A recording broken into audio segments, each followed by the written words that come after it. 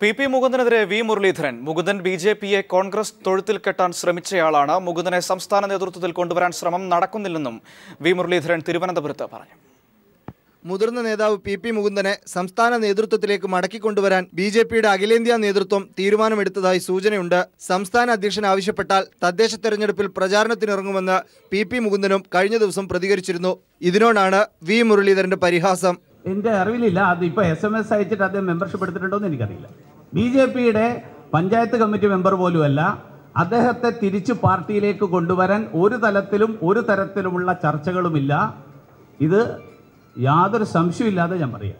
പശുവിറച്ചി കഴിക്കുന്നതിൽ BJP നിലപാട് എന്തെന്ന ചോദ്യത്തിന് മറുപടി ഇങ്ങനെ: അത് സഖ്യമായിട്ടൊന്നൊരു ബന്ധമുള്ള വിഷയമല്ലല്ലോ. നിങ്ങൾക്ക് പശുവിനെ കഴിക്കണോ, പോത്തിനെ കഴിക്കണോ, പന്നിയെ കഴിക്കണോ, നിങ്ങൾക്ക് തീരുമാനിക്കാം. ഞാൻ നിങ്ങളുടെ പാത്രത്തിൽ കൈയിട്ടിട്ട് അതെടുത്ത് മാറ്റാനുള്ള ഒരു ഉദ്ദേശം എനിക്കില്ല. വെള്ളാപ്പള്ളി നടേശനെ കുറിച്ച് ആരോപണം ഉന്നയിച്ചവർ തെളിവ് നൽകട്ടെ എന്നതാണ് ബിജെപിയുടെ നിലപാട്. ആരോപണങ്ങൾ ജനശ്രദ്ധ തിരിക്കാനാണെന്നും മുരളീധരൻ പറഞ്ഞു. News bureau, Thiruvananthapuram.